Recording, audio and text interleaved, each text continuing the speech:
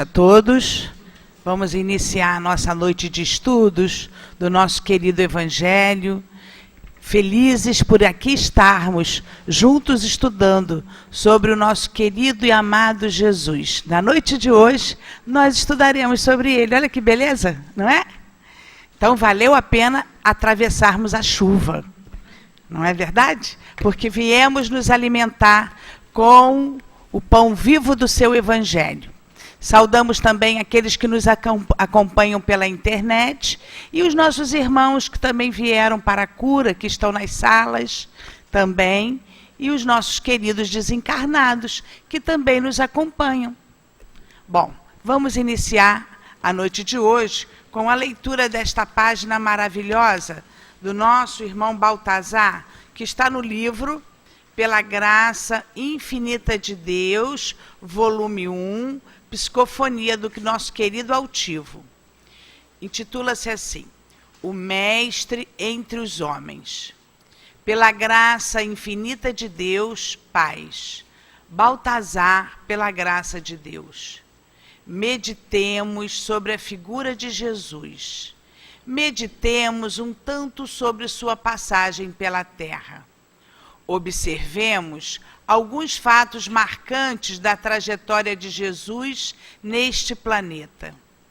A simplicidade do local de seu nascimento, sua posição de humildade e compreensão do Pai, o amor materno que o sustentou, seu crescimento entre o trabalho, sua entrada no próprio núcleo do judaísmo, falando da ideia de Deus para os chamados homens sábios da época, o divulgar uma doutrina baseada no sentimento do amor ao próximo, a capacidade de se manter despojado, mesmo sendo um ser superior, o enfrentamento das forças tenebrosas da ignorância e mesmo do mal, a certeza do seu fim próximo, a grandiosidade do enfrentamento das forças do mundo representadas por Pilatos, a morte, enfim.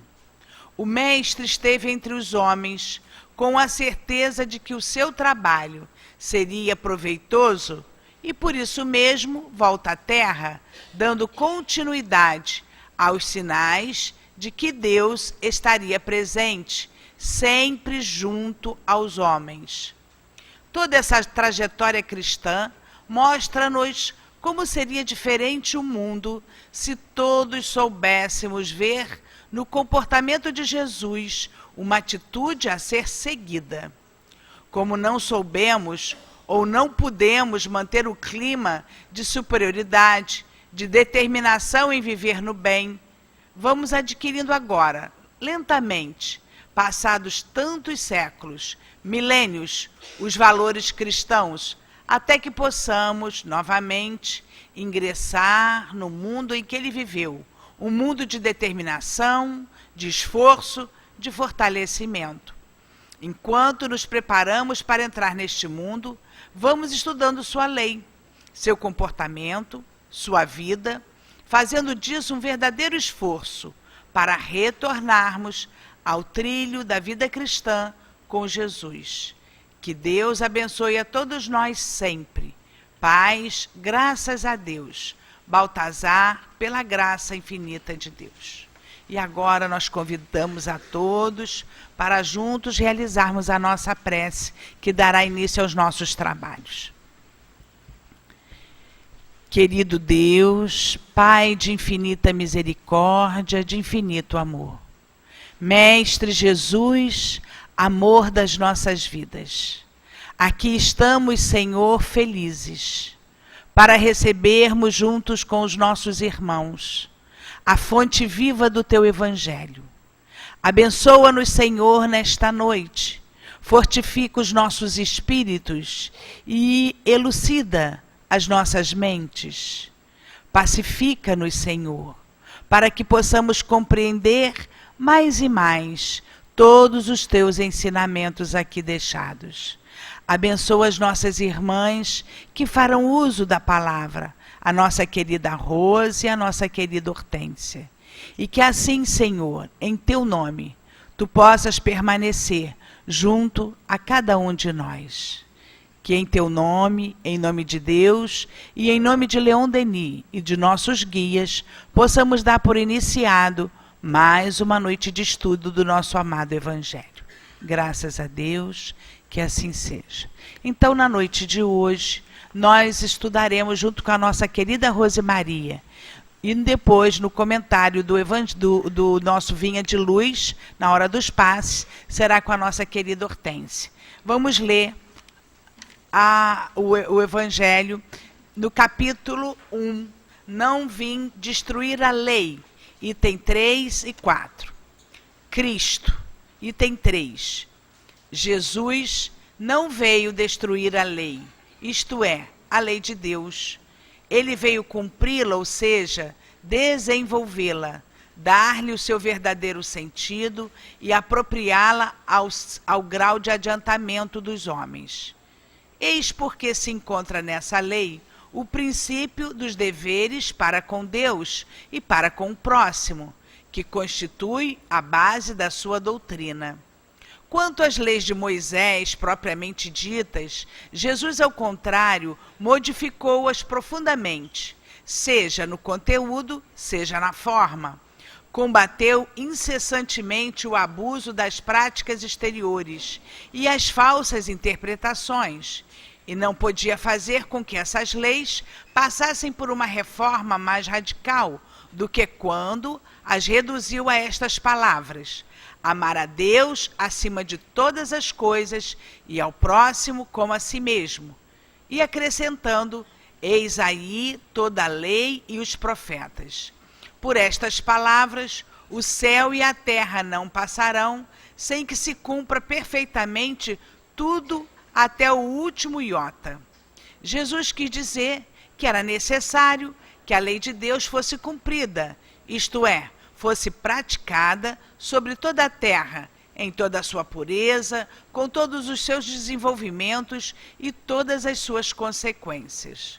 Porquanto, de que serviria ter estabelecido essa lei se ela tivesse de ficar como privilégio de alguns homens ou mesmo de um só povo? Sendo todos os homens filhos de Deus, eles são, sem nenhuma diferença, merecedores da mesma consideração. Deixaremos o quinto item para vocês lerem em casa. E passaremos agora a palavra à nossa querida Rose. Que tenhamos uma boa noite de estudos. Obrigada, querida.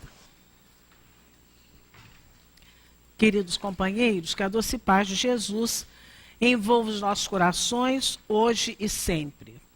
Nós estamos iniciando o Evangelho, segundo o Espiritismo, no capítulo 1, que Kardec usa a frase de Jesus: não penseis que eu tenha vindo destruir a lei ou os profetas. Eu não vim destruí-los, mas cumpri-los. Jesus vem dar cumprimento, vem dar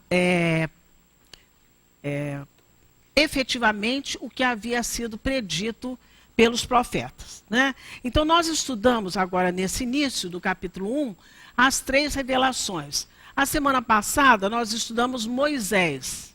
Hoje, nós estamos estudando o Cristo. E na semana que vem, nós vamos estudar o Espiritismo. Então, é importantíssimo que a gente tenha essa noção. E quem possa ter perdido a Moisés, a lição da semana passada, pode, inclusive, achar no YouTube, na internet, né? Então, hoje nós estamos estudando o Cristo. E é claro que o aviso, o anúncio da vinda de Jesus, ele é feito por muitos profetas. Muitos profetas fizeram essa predição, fizeram essa profecia da vinda de Jesus. Vários provérbios do livro dos Provérbios, no Velho Testamento, vários provérbios. É só ir lá no Velho Testamento, na parte dos provérbios, você tem lá ali inúmeros provérbios que falam da vinda do Cristo, né? Então, Isaías, que é um profeta bastante conhecido, bastante respeitado pelos judeus, ele é chamado, inclusive, de poeta messiânico, porque é um dos que mais fala da vinda de Jesus à Terra, né? Então, ele é chamado profeta messiânico. E Jesus mostrando aos judeus que ele era o Messias, ele faz inúmeras referências a Isaías, mostrando a profecia que Isaías fez com o que ele estava fazendo na terra, bem como Paulo. Paulo também usa muitas vezes Isaías, porque Paulo era doutor da lei. Então ele usa a lei para mostrar aos judeus que Jesus era o Messias, né? Bom, Jesus o Cristo, ele vem dar cumprimento, então, à lei e aos profetas, mas ele não vem só fazer isso. Ele também vem desenvolver essa lei. Ele vem ampliar o significado daqueles mandamentos. Ele vem dizer que aqueles mandamentos eram muito mais do que 10 mandamentos seguidos. Ele vem dar, inclusive, o verdadeiro sentido àqueles mandamentos e à lei de Deus. Isso é belíssimo, porque só Jesus poderia fazer isso. Resumir toda a lei, os 10 mandamentos, e todos os profetas em apenas 2 mandamentos. Então ele vem realmente dar o verdadeiro sentido à lei e a tudo aquilo que os profetas trouxeram para nós, dizendo que poderia resumir toda a lei em 2 mandamentos apenas. Jesus também vem apropriar a lei, porque a lei foi dada lá por Moisés, lá, e ele vem apropriar essa lei ao adiantamento, ao amadurecimento que a humanidade tem naquele momento. Porque a humanidade lá da época de Moisés não tem o mesmo adiantamento da época de Jesus. Como a humanidade da época de Jesus não tem o adiantamento que nós temos a partir da doutrina espírita, que a gente vai estudar isso na semana que vem. Então Jesus veio também restabelecer a lei. Por que restabelecer? Restabelecer é estabelecer novamente. Jesus vem restabelecer a lei justamente porque ele tenta excluir aqueles adendos, aqueles apetrechos, aquelas adequações, aqueles enxertos que os judeus acrescentaram. Por conta de não cumprir a lei, eles fizeram pequenas adaptações que pudessem atendê-los de alguma forma, né? Então Jesus vem também condenar, isso é importantíssimo, condenar as falsas interpretações da lei. Por quê? No que os judeus não conseguiam interpretar a lei do jeito que era, eles falseavam, faziam essas adaptações, né, de acordo com os seus propósitos. E Jesus vem condenar também o abuso das práticas exteriores. Isso aqui é muito importante porque Jesus o tempo todo condena essas práticas exteriores. O lavar das mãos, que os fariseus criticavam Jesus, né? Ele critica, quando ele fala a parábola do bom samaritano, ele fala exatamente isso, que eles faziam tudo assim só para ver, só exteriormente. Porque no bom samaritano, o samaritano era proscrito, ninguém queria saber de samaritano, porque eles não tinham a mesma religião dos judeus, né? Então eles eram considerados um horror. E Jesus, quando conta a parábola do bom samaritano, ele diz que passa primeiro quem? O sacerdote. O sacerdote sabia a lei, então ele sabia que a lei deveria ajudar o próximo, e ele passa ao largo. O levita, que também era doutor da lei, também passa ao largo. Entretanto, o samaritano, que não conhecia a lei, entre aspas, vai lá e socorre. Então, Jesus faz o tempo todo, não só, eu escolhi essa parábola aqui, mas você tem inúmeras citações que Jesus fala sobre essa coisa aparente da lei, de cumprir a lei, né? Inclusive falando, uma das coisas mais sérias que Jesus fala é quando diz que eles são sepulcros, caiados de branco e podres por dentro. Isso é muito forte. E também quando ele diz, para mim, particularmente, é o que eu acho a frase mais forte de Jesus, quando ele diz aos fariseus que as meretrizes e os pecadores precederiam eles no reino dos céus. Por quê?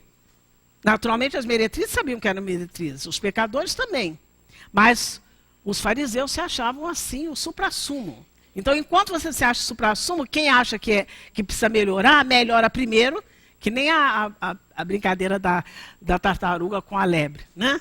Então, ele vem condenar essas falsas interpretações da lei e o abuso dessas práticas exteriores. Então, ele é taxativo quando ele afirma para todos nós: em verdade vos digo que o céu e a terra não passarão sem que se cumpra tudo que está na lei, até o último iota e o último ponto. Está em Mateus capítulo 5, versículo 18. O que ele quer dizer com isso? Né? Em verdade, o céu e a terra não passarão sem que se cumpra tudo que está na lei até o último iota e até o último ponto. Significa que não tem como nós passarmos de um planeta de provas e expiações para um planeta de regeneração sem que a lei de Deus esteja realmente, que é de justiça, amor e caridade, implantada na terra. Por isso que ele fala, né? Não tem como, enquanto não estiver vigorando na terra a lei até o último iota e o último ponto, nós não temos. A terra não passará de um planeta de prova e expiação. Então, enquanto a gente não tiver cumprido a lei, nós não temos ainda condições. Então, é preciso que nós façamos o que? E Jesus abreviou isso, que nos amemos uns aos outros. Amar a Deus acima de todas as coisas. Amar ao próximo como a si mesmo. Amarmos uns aos outros. No livro Consolador, eu comprei o novo, que o meu era tão velhinho que eu às vezes trazia até as folhinhas soltas. No livro Consolador é um livro, muitas pessoas já conhecem, claro, eu gosto muito de usá-lo. É um livro que perguntas são feitas a Emmanuel. Né? Então, na questão 282, é perguntado assim a Emmanuel: se devemos considerar o Velho Testamento, o Antigo Testamento, né, como a pedra angular. Antigamente, quando se construiu uma casa, fazia-se a pedra angular. Seria a pedra, o primeiro assentamento é a pedra angular. O que primeiro bota para depois colocar todas as outras. Né?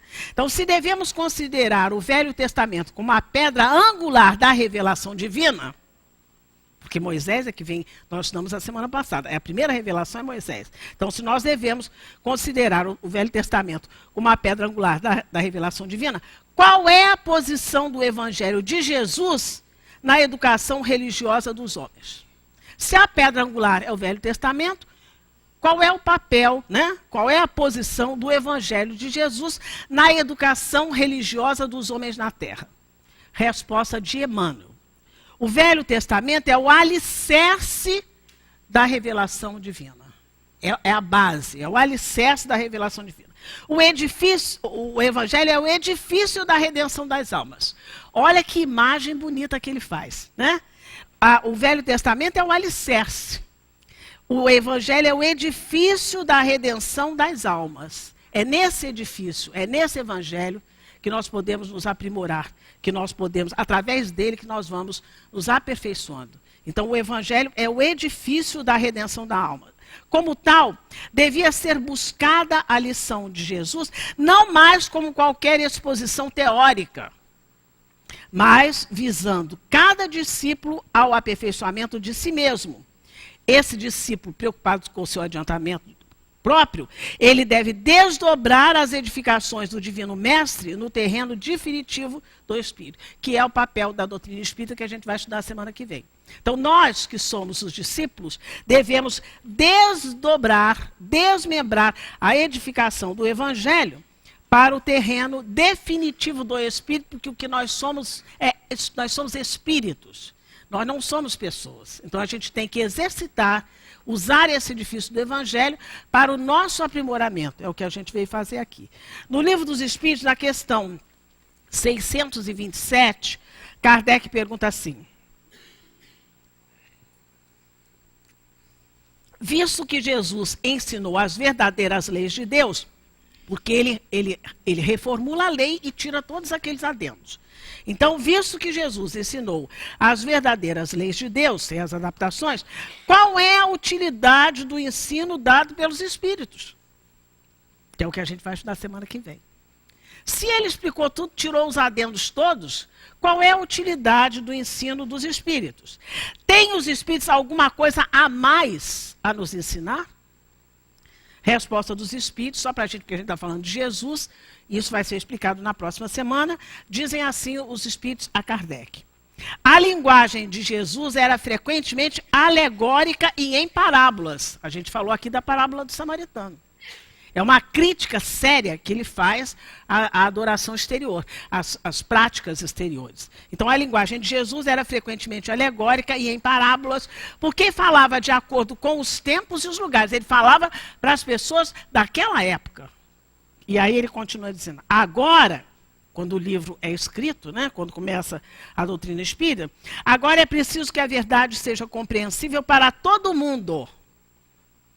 É preciso explicar bem a lei e os ensinamentos de Jesus e desenvolver essas leis, porque há muito poucos que as compreendem e menos ainda os que a praticam.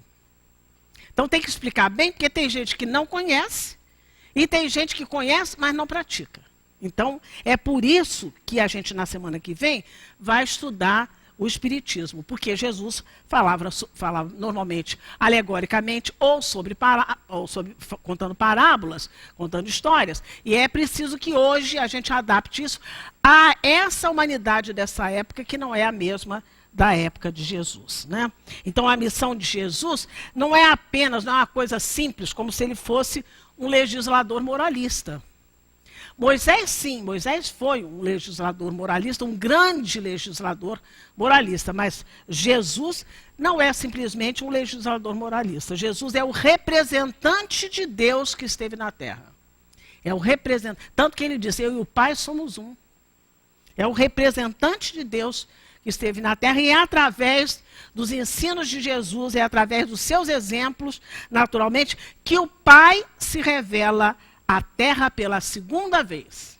Ele se revela a primeira vez a Moisés com os mandamentos. E ele se revela por Jesus, a segunda vez à terra, com a vinda de Jesus pessoalmente à terra. E vocês podem acompanhar aí, que eu vou ler esse pedaço do item 4. Na página de vocês, tá, o item 4, na quarta linha. Está assim. Ele é Jesus, né? Ele veio ensinar aos homens que a verdadeira vida não está na terra, mas no reino do céu. Essa é a primeira coisa.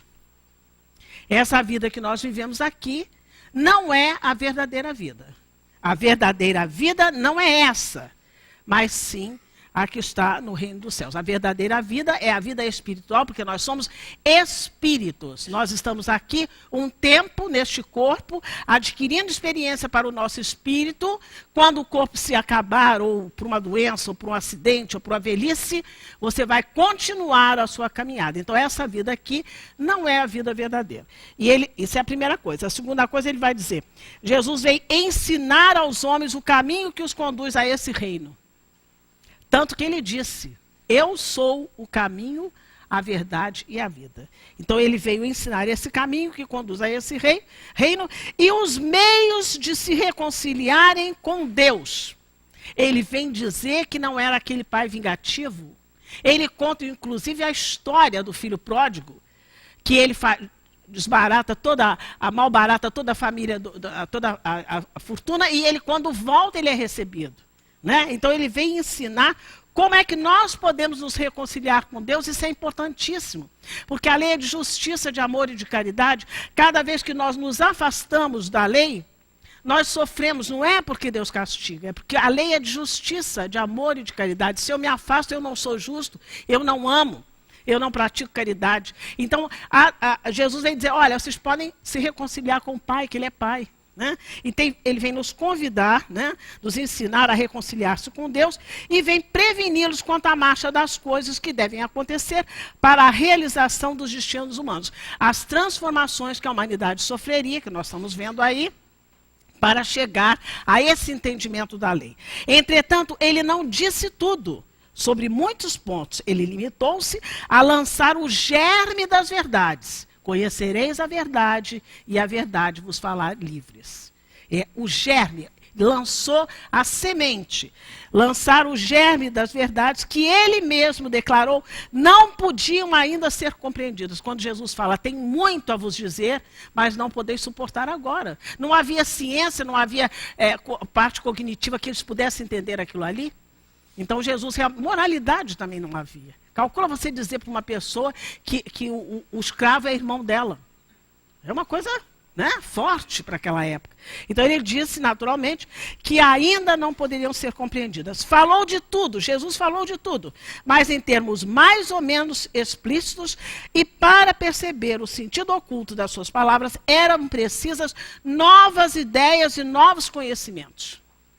Hoje, nós entendemos muita coisa do que Jesus falou pela própria ciência, pelo próprio desenrolar, pelo amadurecimento da humanidade. Eram preciso novas ideias, novos conhecimentos, viessem nos dar a sua solução, a solução do sentido oculto que Jesus falava. Né? E essas ideias não poderiam surgir antes de um certo grau de maturidade do espírito humano.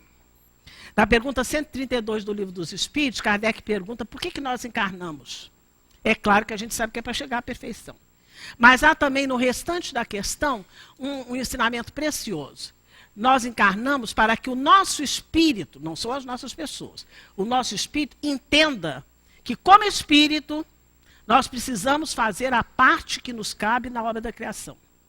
A gente precisa entender que a gente precisa cuidar desse planeta, cuidar uns dos outros. Isso é o amadurecimento que a humanidade vai tendo pouco a pouco. Então, nós encarnamos para isso. A gente vê isso com clareza. Hoje mesmo a gente estava falando aqui, sabe como é que é? Velhinho está sempre falando dos netos, né? Então, eu estava falando com a minha amiga, ela falando da neta dela, certas coisas que ela fala, certas citações que fala. A diferença, não vou nem dizer para mim, mas a diferença, por exemplo, dos meus filhos. Então você vê que a humanidade amadurece e as pessoas estão tomando ciência que nós estamos todos no mesmo barco.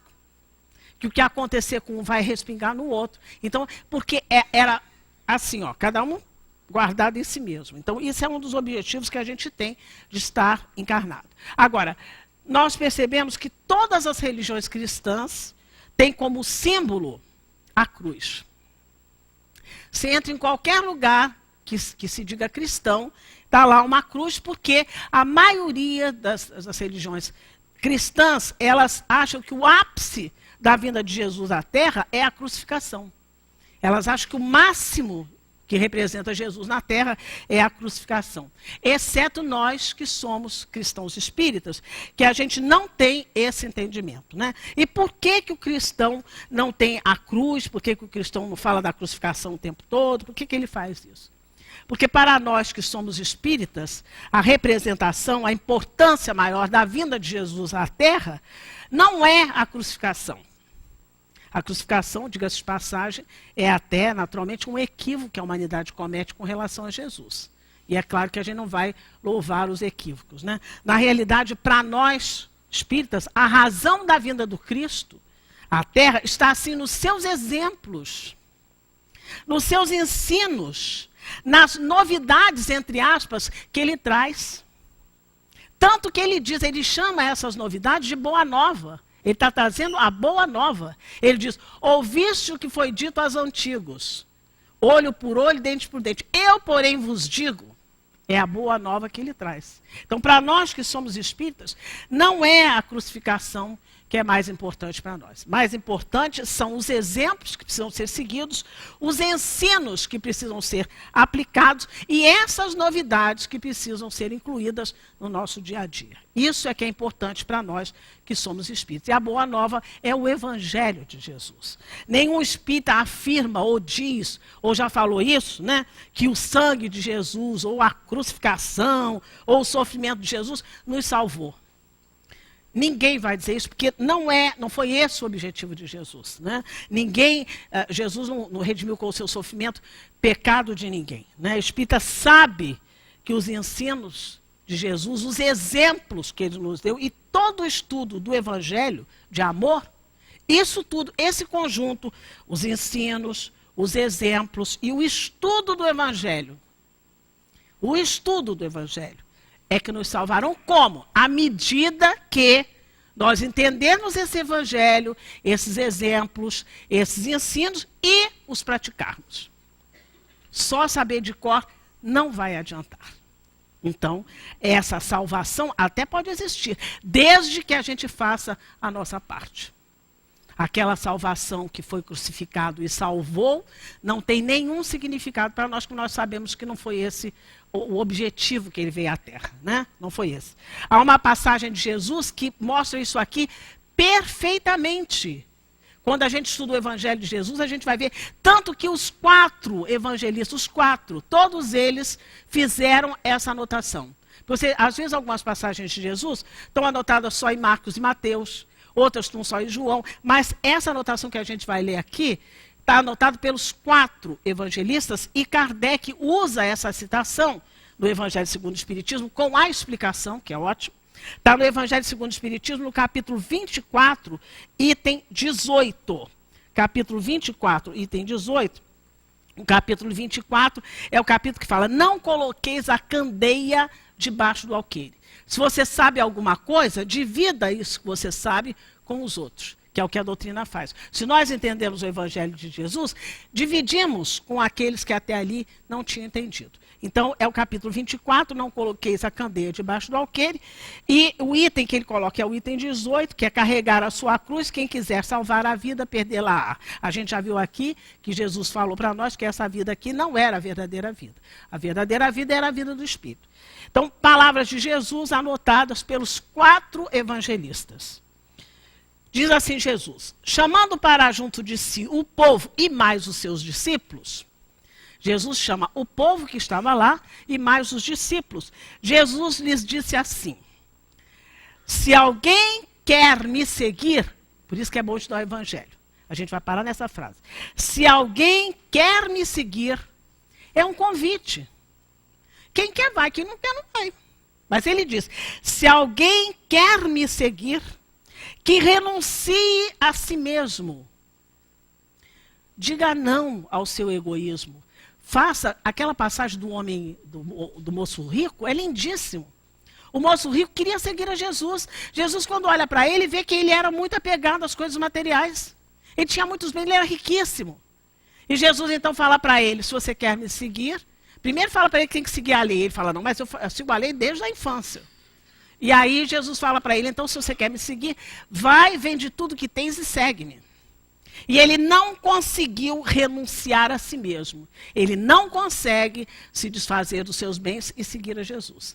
Então, renuncie a si mesmo, diga não ao egoísmo, é a condição para seguir Jesus.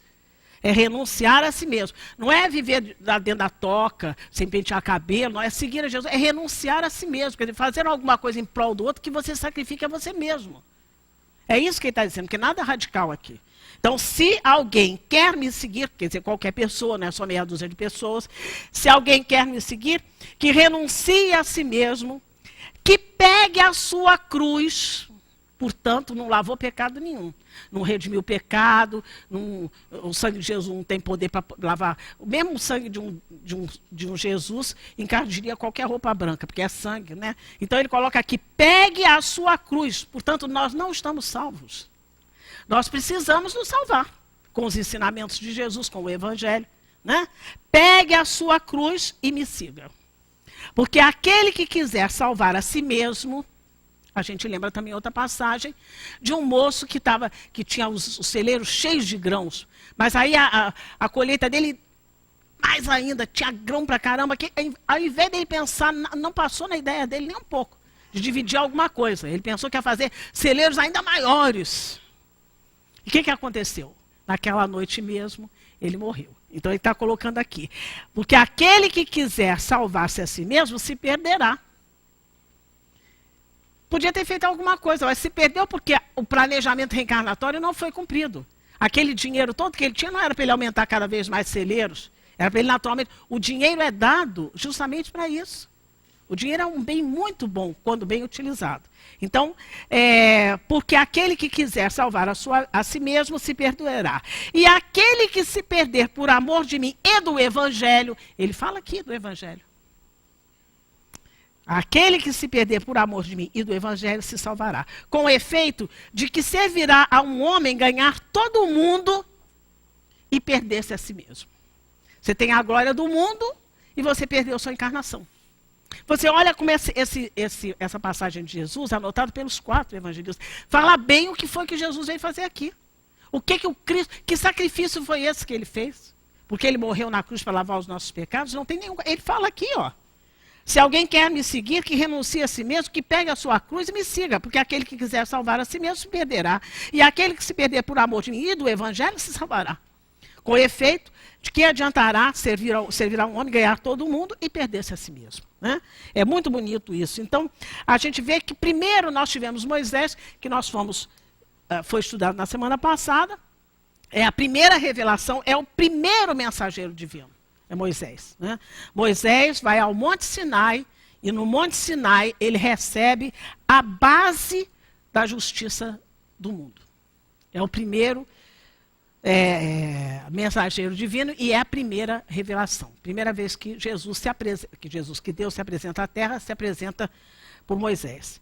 Então nós temos depois Jesus, que é a segunda revelação, né? É o segundo mensageiro que vem à Terra, naturalmente, para mostrar no Monte Tabor aquele fenômeno. Isso aqui particularmente é minha opinião, né? Não está escrito em livro nenhum, mas ele vai ao Monte Tabor e ali há o fenômeno da transfiguração, que para mim é o fenômeno mais bonito da vinda de Jesus à Terra, quando ele se mostra para aqueles 3 apóstolos, Pedro, Tiago e João, quem era ele.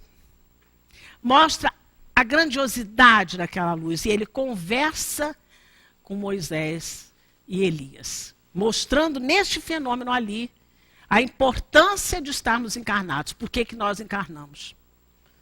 Ele mostra isso. E mostrando isso, ele demonstra o amor e a misericórdia de Deus para com todos nós, seus filhos.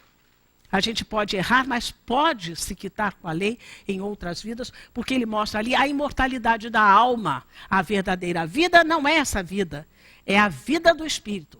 É essa saga do Espírito até ele chegar à perfeição.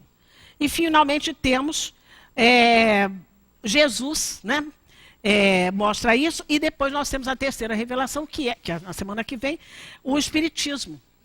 A doutrina espírita, que é o Consolador prometido por Jesus, é o terceiro mensageiro divino. E ao invés de ser também ou no Monte Tabor ou no Monte Sinai, na realidade a doutrina espírita vem para a Terra inteira. Para a Terra inteira. E convoca a humanidade toda para caminhar para Deus. Para acelerar a sua caminhada. E explica como é que nós podemos fazer para acelerar essa caminhada. No Livro dos Espíritos há uma pergunta que os Espíritos colocam. Aquele que caminha depressa, há muitas provas se forra. Aquele que tem um objetivo, ele não se perde, ele não perde tempo, ele não desperdiça a sua oportunidade. Né? Então, esses são as três revelações, os 3 mensageiros divinos que vieram à Terra para mostrar como é que a humanidade podia acelerar a sua caminhada. No livro Consolador, na questão 283, Kardec é perguntado assim a Emmanuel. Com referência a Jesus, que é o nosso estudo de hoje, né? Como é que nós podemos interpretar os sentidos das palavras de João? João, o evangelista. Então, João disse no início do evangelho dele, no primeiro capítulo, versículo 14, João diz assim: e o verbo se fez carne e habitou entre nós, cheio de graça e verdade. Então, perguntam a Emmanuel, como é que se pode interpretar essas palavras? E o verbo se fez carne e habitou entre nós, cheio de graça e verdade. O que Emmanuel diz? Antes de tudo, precisamos compreender que Jesus não foi um filósofo. Jesus não era o representante de Deus na Terra. Jesus não foi um filósofo, nem poderá ser classificado entre os valores propriamente humanos. Ele tinha um corpo humano, ele estava no meio de nós, mas ele era um espírito puro. Então a gente não pode confundir isso. Você não pode deixar de pensar, não pode de maneira nenhuma imaginar que ele foi um filósofo, porque ele não foi um filósofo, nem poderá classificá-lo entre os valores propriamente humanos, porque era um espírito puro. Enviado de Deus, Jesus foi o representante do Pai, junto ao rebanho dos filhos transviados do seu amor e da sua sabedoria. Ele veio para nós, filhos transviados do seu amor e da sua sabedoria. Por isso que ele cita o filho pródigo. Né? Ele cita isso. Ele nos ensina como nos quitar, como nos reconciliar com o Pai. Ele diz, cuja tutela desses filhos transviados, cuja tutela Jesus foi confiada essa tutela nas suas ordenações, ainda no infinito. Ainda que a gente estivesse já na Terra, como a gente está. E ele diz assim, diretor angélico do orbe, seu coração não desdenhou a permanência direta entre os tutelados míseros e ignorantes. Jesus não disse assim, não posso ir lá para aquele monte daquela gente esquisita, não, aquele monte de ignorantes. Ele não fez isso, não. Ele não desdenhou a permanência direta entre os tutelados míseros e ignorantes. Ao passo que, às vezes, a gente tem que fazer um ensinamento para alguém que a gente acha que está sabendo menos que a gente. Ah, aquele povo lá, não. Assistidos de rua, de necessidade de rua. Ah, não quero trabalhar nesse trabalho, não. Né? Então, Jesus não desdenhou a permanência direta entre os tutelados míseros e ignorantes, dando cumprimento às palavras do apóstolo que foram referidas. Na palavra do apóstolo está escrito assim: no princípio era o verbo. No princípio eram as profecias, o que estava escrito. No princípio era o verbo. E aí ele diz: e o verbo se fez carne e habitou entre nós, cheio de graça e verdade. Então, todas as profecias se cumpriram, porque Jesus pegou um corpo de carne e encarnou entre nós. Isso é muito bonito, essa passagem. Né? Depois, ele na pergunta 286, desse livro mesmo, é perguntado assim: o sacrifício de Jesus deve ser apreciado tão somente pela dolorosa expressão do Calvário? A culminância da vinda de Jesus na terra é a crucificação? O sacrifício de Jesus deve ser apreciado tão somente pela dolorosa expressão do Calvário? Aquela cruz enterrada na cabeça, aquele coração sangrando? O sacrifício de Jesus é para ser apreciado nesse sentido? Resposta de Emmanuel: o Calvário representou o encerramento da obra do Senhor na terra. E foi o encerramento físico de Jesus, porque depois da crucificação ele fica 40 dias explicando aos apóstolos como é que eles deveriam proceder para continuar a tarefa. Então, o Calvário representou o encerramento da obra do Senhor na terra, mas o sacrifício, na sua exemplificação, se verificou todos os dias da sua passagem pelo planeta, inclusive quando ele não estava mais aqui, fisicamente. Todos os dias, mesmo os 40 dias após a crucificação dele, ele estava presente com os apóstolos. Os apóstolos vinham. No caminho, ele aparece para os apóstolos. Né? E ele diz assim: e o cristão deve buscar, antes de tudo, o modelo nos exemplos do mestre. Quem é o nosso guia e modelo? É Jesus. A gente tem muita gente que a gente gosta, são não sei que lá, fulano de tal, mas o nosso guia e modelo é Jesus. Ele veio somente à terra para isso. Ele diz: e o cristão deve buscar, antes de tudo, o modelo nos exemplos do mestre. Porque o Cristo ensinou com amor e humildade o segredo da felicidade espiritual. Porque essa felicidade na terra é fugidia. Eu estou feliz, claro que não é o caso agora, né? Mas vamos dizer que fosse uma moça jovem e bonita. Eu estou feliz porque sou jovem e bonita. Quanto tempo vai demorar a juventude e a beleza? Eu sou feliz porque eu tenho dinheiro. Se alguém me passar um golpe tem aí uma parada, e aí você bota o seu dinheiro lá e já era. Então, ele vem explicar para nós o segredo da felicidade espiritual, sendo imprescindível que todos os discípulos, todos nós, edifiquem no íntimo essas virtudes. E é difícil? Claro que é difícil. A lei de Moisés, que não estava nem explicado por Jesus, os judeus faziam adaptações. A lei de Jesus, que está explicada, a lei, segundo o que ele explicou, a gente tem vontade de fazer adaptação. Tem muita gente que acha que é melhor você dizer que você faz caridade dando roupa que você não quer mais. Não vou nem dizer roupa velha. Roupa que você não quer mais. É diferente. A gente vai lá ver qual é a caridade segundo entendia Jesus. Né? Primeira coisa que ele fala é o quê? Benevolência, boa vontade com todo mundo. A gente tem boa vontade com meia dúzia de 3 ou 4 que são assim, nossos chapinhas. Né? Benevolência para um com tolerância, que é indulgência para com as imperfeições dos outros. A gente quer que os outros tenham tolerância com as nossas imperfeições, mas não a gente com os outros. E perdão das ofensas. Essa é a caridade segundo Jesus. Agora, isso é difícil? É difícil. Tem tanta gente que fala assim: perdoa, mas não aparece mais na minha frente. Portanto, não é perdão. Então, o que vocês acham mais fácil diante da nossa imperfeição? Essa caridade de Jesus ou a gente doar roupa velha? Não, nem roupa velha. Roupa que eu não quero mais. É muito mais fácil isso. Então, mas ele fala que você tem que edificar esses ensinamentos, o Evangelho de Jesus, no íntimo. Essas virtudes têm que estar colocadas no íntimo.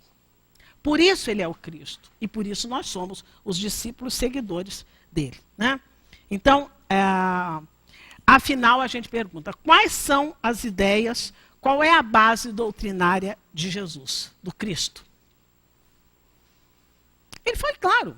Poderia resumir toda a lei e os profetas em 2 mandamentos. Os deveres para com Deus. Quais são os meus deveres para com Deus? Oferecer a Deus alguma coisa? Olha, vou rezar não sei quanto para me dar não sei o quê. Não, os deveres para com Deus é respeitar o meu planejamento reencarnatório, é respeitar que Ele é meu Pai. E Ele me ama profundamente. Mesmo as coisas que eu passo para que eu possa aprender. Então, são os meus deveres para com Deus, é isso aí, entender que Ele é meu Pai. E os meus deveres para com o próximo. Essa é a base doutrinária do Cristo. Amar a Deus acima de todas as coisas e amar ao próximo como a si mesmo. Ele diz, isso está anotado por Mateus no capítulo 24, 35, onde ele diz, o céu e a terra passarão, mas as minhas palavras jamais passarão. Nós estamos há 2000 anos das palavras, né? Amar a Deus acima de todas as coisas e amar ao próximo como a si mesmo. Se a gente resumir num único verbo, numa única ação, é o verbo amar. Então, se nós nos amarmos uns aos outros, estaremos fazendo o que o Cristo quer que a gente faça, a base doutrinária do Cristo, né? Então, o Cristo é o mestre, está na página que vocês vão levar para casa, né? Cristo é o mestre e nós somos os discípulos. Vamos ver que discípulos que nós somos. Vamos pensar num mestre e em alunos. Mestre e alunos, né? Jesus, o mestre, nós, os alunos, os discípulos distraídos. Não tem na escola aquele aluno que está assim, você está falando e está assim, ó. A boca aberta. Fulano, estou aqui, professora. Pode estar fisicamente. Então, há alunos, há discípulos distraídos, são aqueles que encarnam. Abre o olho de manhã, passa o dia todinho, fecha o olho de noite. Abre o olho de manhã, passa o dia todinho, fecha o olho de noite. Abre o olho de manhã, 80, 70 anos. Sem estar atento às aulas, ao aprendizado. São os alunos distraídos. São aqueles que frequentam, mas aproveitam muito pouco. São aqueles que encarnam, às vezes 80 anos, mas aproveitam muito pouco da encarnação. Será que nós somos alunos distraídos? Discípulos distraídos? Será que nós somos os alunos, os discípulos enganadores? Que é aquele que faz de conta que está prestando atenção na aula, mas na hora da prova ele puxa lá um pedacinho. Né? Faz de conta que gosta do professor, quer carregar a bolsa do professor, o apagador. Né? São os enganadores. Eles representam muito mais que são alunos do que são realmente bons alunos. Né? Isso, na época de Jesus, Jesus falava, é o farisaísmo. Né? Eles são enganadores, eles representam. Será que eu sou esse aluno, esse discípulo, que faço de conta que sigo a Jesus, mas não sigo mesmo? Sigo, mas não sigo muito. Né? Como é que eu sou? Sou esse discípulo enganador? Que são os fariseus atuais. Será que nós somos seguidores de Jesus, discípulos de Jesus? Ele é o mestre e nós somos os discípulos rebeldes? Porque também tem discípulo rebelde. Porque meu Deus me esqueceu. Né? São os alunos rebeldes, são aqueles que na sala, eles procuram tumultuar o que ele pode fazer. Normalmente, eles cultivam, eles cultuam paixões desordenadas. Você calcula, você tem 3 alunos, às vezes 2 alunos numa sala com paixão desordenada, já tem coisa aberta para você fazer, para te atrapalhar. Né? Então, são discípulos rebeldes que muitas vezes tumultuam a encarnação deles próprios e muitas vezes arrastam os outros com eles. Que seriam alguns espíritos obsessores. Né? Às vezes são líderes negativos e às vezes arrastam algumas pessoas com eles. Esses são os discípulos. Jesus, o mestre, são os discípulos rebeldes que se negam a fazer aquilo que Jesus disse que deveríamos fazer. Né? E eu, para não ficar muito complicado, eu botei agora Jesus, o mestre, e os discípulos dispostos ao aprendizado. E a gente começou o nosso estudo de hoje falando exatamente isso. Vocês são os dispostos ao aprendizado, que venceram a chuva, que você falou, né? para estarem aqui. Não estão em casa vendo, vale a pena ver de novo, que não valeu nem a primeira vez, a novela das 6, das 7, das 8, das 9, das 10, né? Dispostos ao aprendizado. São aqueles que conseguem discernir a vida verdadeira. Percebem que isso aqui é uma passagem. Eles entendem a vida verdadeira, entendem a diferença entre a vida material, que é necessária, é na matéria que nós vamos dominar a matéria, ela é necessária, mas ela não é a principal. A principal é a vida do espírito. Nós estamos na matéria para educar o nosso espírito. Então, esses alunos dispostos ao aprendizado são aqueles que conseguem entender qual é o objetivo encarnatório. E eles vão fazer sempre, sempre com o maior esforço a parte que lhe cabe na obra da criação, qualquer que seja a profissão deles, né? Então, quando é que, enfim, nós vamos aprender com o nosso Cristo, com o nosso Jesus, que veio pessoalmente nos dar esse exemplo, né? Quando nós interiorizarmos a palavra do Cristo nas nossas ações. Porque na nossa memória é facilzinho. Tem gente até que fala, em Mateus, capítulo não sei o que, em Lucas, eu acho lindo.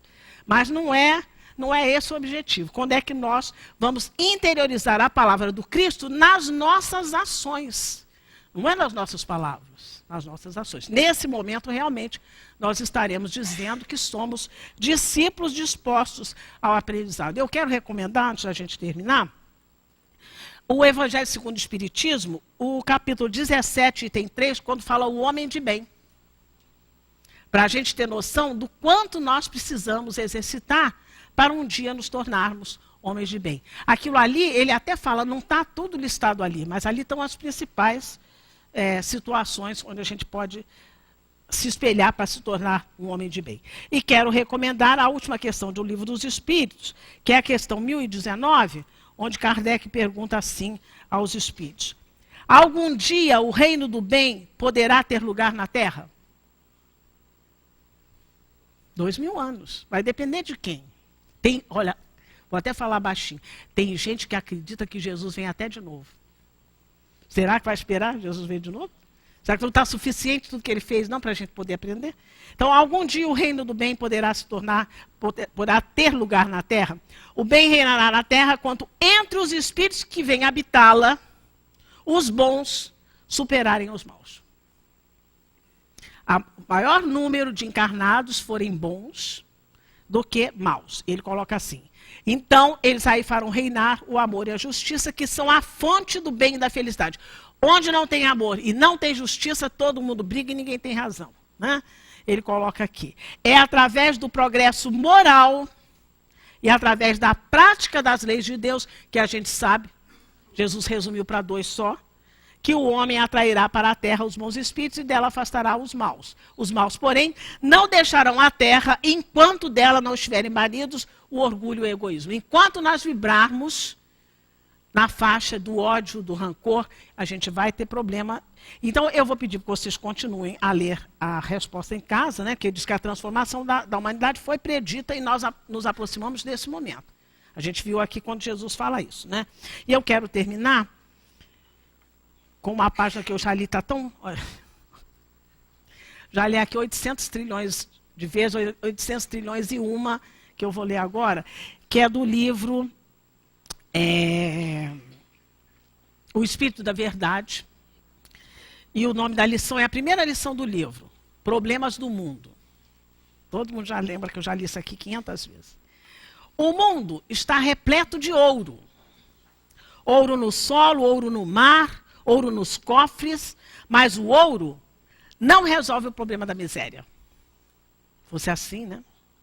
O mundo está repleto de espaço. Espaço nos continentes, espaço nas cidades, espaço nos campos, mas o espaço não resolve o problema da cobiça. Fulano tem não sei quantos acres, não sei quantos... E está querendo mais. O espaço não resolve o problema da cobiça. O mundo está repleto de cultura. Cultura no ensino, cultura na técnica, cultura de opinião. Mas a cultura da inteligência não resolve o problema do egoísmo. Senão não tinha crime de colarinho branco, né? O problema da cultura da inteligência não resolve, a cultura da inteligência não resolve o problema do egoísmo. O mundo está repleto de teorias. inclusive entre os alunos rebeldes, né? O mundo está repleto de teorias. Teorias na ciência, teorias nas escolas filosóficas, teorias nas religiões. Mas as teorias não resolvem o problema do desespero. Quando uma pessoa está desesperada, não dê nenhuma teoria para ela, porque não tem. A teoria jamais vai resolver o problema do desespero. O mundo está repleto de organizações administrativas, organizações econômicas, organizações sociais, mas as organizações não resolvem o problema do crime. É só olhar o jornal, né? Para extinguir a chaga da ignorância que acalenta a miséria. Quanto mais ignorante, mais miséria. Miséria, porque miséria de conhecimento não conhece, miséria de moralidade, né? Então, para extinguir a chaga da ignorância que acalenta a miséria, para dissipar a sombra da cobiça que gera a ilusão de você encher malas de dinheiro, que vai servir para quê aquilo? Né? Então, para dissipar a sombra da cobiça que gera a ilusão, para exterminar o monstro do orgulho que promove a guerra, cuidado lá com o topete laranja e o outro lá, né? Para anular o verme do desespero que promove a loucura. Há pessoas, eu não sei se já repararam quantas pessoas estão falando na rua sozinhas, desesperadas. Né? Muita gente mesmo.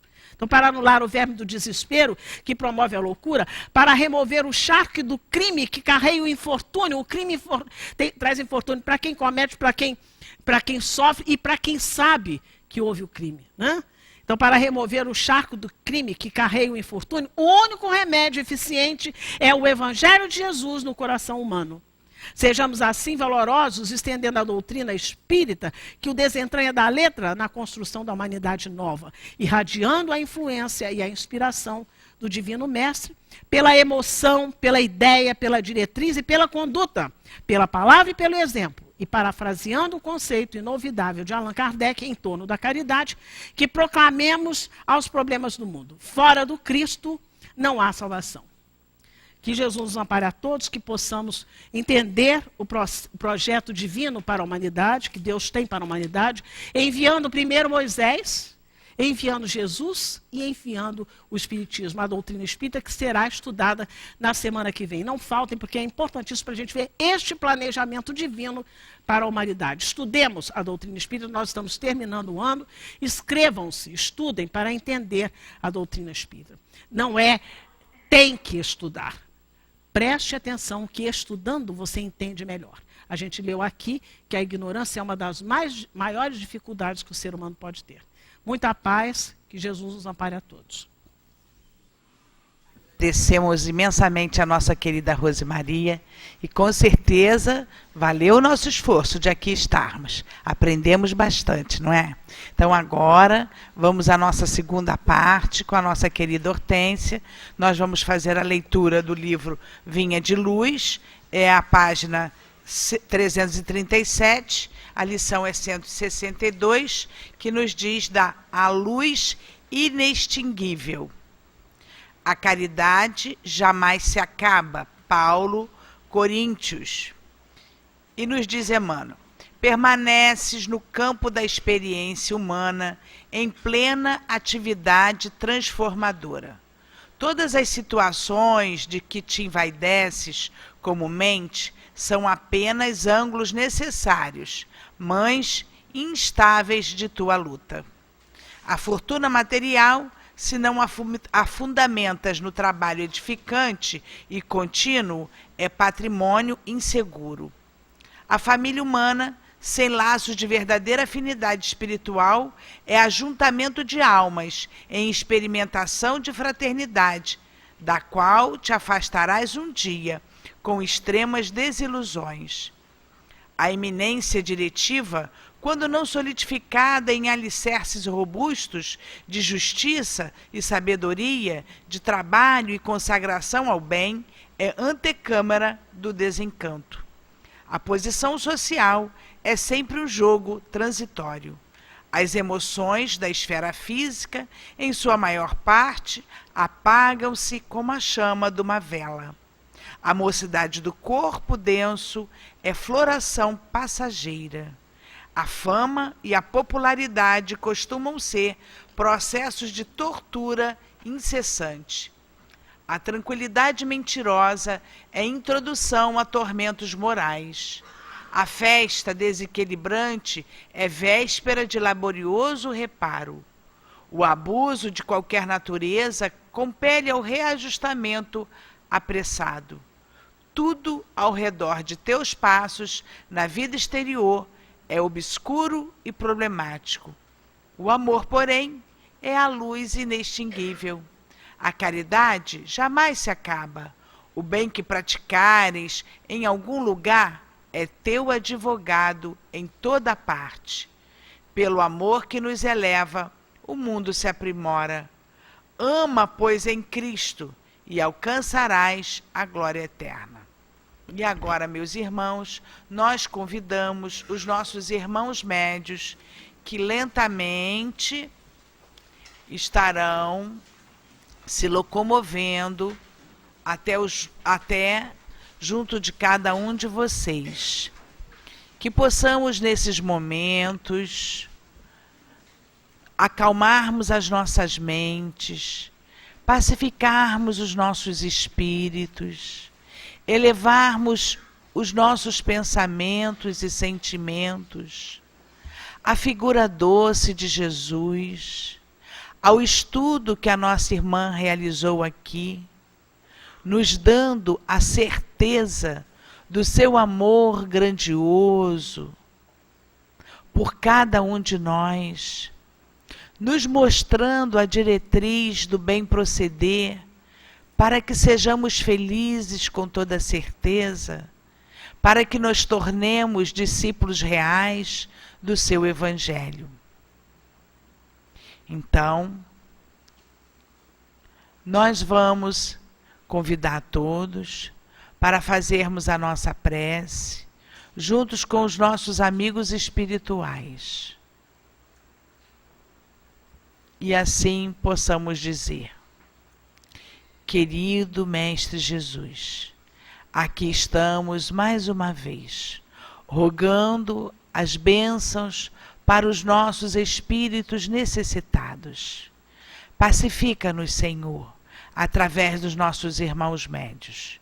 Que possamos, Senhor, aproveitarmos da melhor maneira todas essas vibrações de amor e paz que os amigos espirituais aqui se encontram para nos ofertarem com todo o amor. Em teu nome, Senhor, damos por início o momento dos passes. Graças a Deus. Que nesse momento do passe possamos perceber a vibração harmoniosa, generosa do coração do Senhor Jesus, se fazendo presente através dessa espiritualidade amiga que nos sustenta, que nos ampara. Emmanuel nos convida a pensar em torno da colocação de Paulo lá em Coríntios sobre a caridade, que jamais se acaba, porque a caridade é o meio pelo qual podemos exercitar o amor em nós. Emmanuel vem nos chamando a atenção para que estejamos atentos na nossa vida, do nosso dia a dia, da nossa caminhada, que durante as questões mais simples da nossa existência, lá no nosso trabalho material, nas nossas, aquilo que a gente vai realizando no nosso lar, junto à família, se não estivermos atentos a uma conduta edificante, a uma conduta onde apenas valorizemos apenas as questões materiais, iremos deixando de exercitar o amor em nossas vidas e de aproveitar as oportunidades que temos. Emmanuel coloca para nós que no lar, quando não buscamos os laços de verdadeira afinidade espiritual, quando não buscamos estreitar esses laços através da tolerância, da paciência, do equilíbrio, deixamos de aproveitar a oportunidade de exercitar o amor em nossas vidas. E como mesmo ouvimos na noite de hoje, Jesus veio nos orientar sobre a necessidade de exercitarmos o amor, porque o amor é a luz inextinguível, como coloca para nós Emmanuel. Não acaba, não tem fim e cobre a multidão de pecados. Não foi assim que o Senhor Jesus nos colocou? Mas para isso, meus irmãos, é como Emmanuel vem nos alertando na lição de hoje. Se ficarmos apenas envolvidos na nossa postura, sem estarmos atentos se estamos sendo justos, se estamos tendo sabedoria nas questões junto ao nosso próximo, se estamos apenas fazendo jus à posição social que estamos naquele momento, e Emmanuel nos alerta que posição social é um jogo transitório, deixaremos de aproveitar a oportunidade de exercitar o amor em nossas vidas. Emmanuel coloca para nós aqui como as emoções da esfera física são como chama de uma vela que pode se apagar a qualquer momento. A mocidade do corpo denso é uma floração passageira. Fama, popularidade são processos que acabam se tornando até tortura incessante em nossa existência. E nós, muitas das vezes, pela nossa fragilidade, pela falta de entendimento, pela nossa infantilidade mesmo, em muitos momentos, nos envolvemos com essas ilusões da vida material, deixando escapar por entre os dedos a oportunidade de exercitar esta luz que nunca se acaba.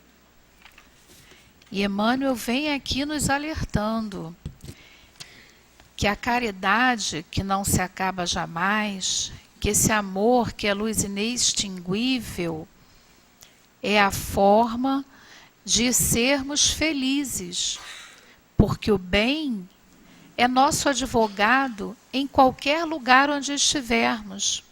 O bem, o melhor que desejamos para o outro, reflete em nós primeiro, passa por nós primeiro. Por isso, Emmanuel nos convida o tempo todo para que, através do amor, nos elevemos e nos aprimoremos, colaborando para a melhora do nosso mundo também. Que Jesus abençoe os nossos corações com muita paz. E agora, meus irmãos, nós ouviremos a mensagem do plano espiritual. Vamos acalmarmos-nos e vibrarmos com o nosso irmão Luiz. Graças a Deus, caros filhos. Que Jesus Cristo os abençoe a todos. Jesus é a luz do mundo. Por ele, as vibrações amorosas de Deus são canalizadas e irradiadas para todo este planeta. Embora todas as imperfeições existentes, as inferioridades e as catástrofes existentes no planeta, Jesus mantém a sua sustentação, o seu amparo, a sua proteção divina, contendo os excessos e demonstrando que, acima de tudo, o amor de Deus se faz presente em todos os instantes de nossas vidas. Se, por um momento que seja, essa vigilância desaparecer, o planeta irá se implodir, visto que a gama de inferioridade e de vibrações negativas consomem energia sobremaneira, fazendo com que a densidade da atmosfera espiritual cresça. Entretanto, Jesus está vigilante o tempo todo, demonstrando o seu amor, a sua proteção, o seu amparo. E disto temos visto ao longo desses milênios tantas lutas e tantas dores que acontecem, e através dos desencarnes individuais, coletivos, simples ou violentos, os espíritos retornam à pátria espiritual. E por Jesus, de uma maneira ou de outra, são amparados e, na medida do esclarecimento, há um processo de burilamento, de entendimento, de pacificação, que ao retornarem ao seio do planeta, a compreensão se faz presente. Dirão vocês que ainda há uma lentidão grande para que esse processo esteja sendo executado, para se chegar ao verdadeiro ponto de equilíbrio desejado. No entanto, este é o caminho pelo qual foi adotado pelo processo de evolução do planeta, aonde cada criatura precisa aprender a caminhar com seus próprios pés, a dar o seu próprio testemunho, a oferecer as suas próprias mãos para ajudar o seu próximo. Portanto, a aprender a amar. E somente o amor que irá fazer com que toda a vibração deste planeta esteja realmente em plena sintonia com o coração de Jesus e com a divindade excelsa. Portanto, caros filhos, fazemos parte de um grande planejamento divino, cuja a presença de Jesus se faz presente o tempo todo. Reclamamos, brigamos, discutimos, nos entristecemos, mas Jesus está ali presente. Busquemos este nosso querido Mestre, que há de sempre nos guiar para o caminho do bem. Quer pelo estudo, pela leitura, quer por sua presença amiga, quer por sua misericórdia, quer pela presença de tantos e tantos benfeitores e amigos espirituais, Jesus se faz presente através dessa corrente de amor e de paz, de serenidade e de ensino.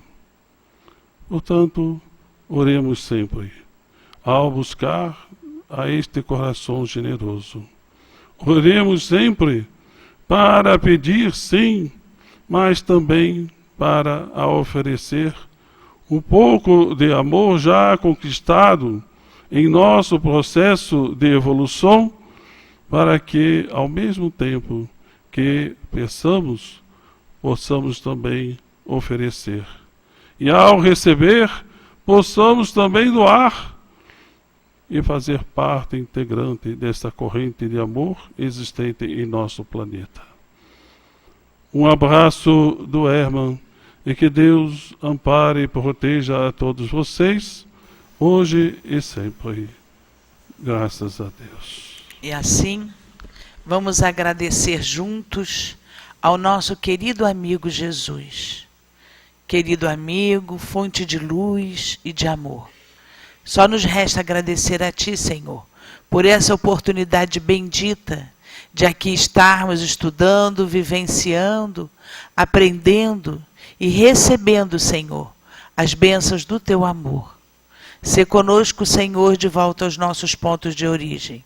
Abençoe todos aqueles espíritos ligados a cada um de nós, encarnados e desencarnados. E em Teu nome, Senhor, em nome desses amigos espirituais, mas sobretudo em nome de Deus, nosso Pai, damos por encerrado mais uma reunião de estudos em nossa casa. muita paz. Sigamos com Deus.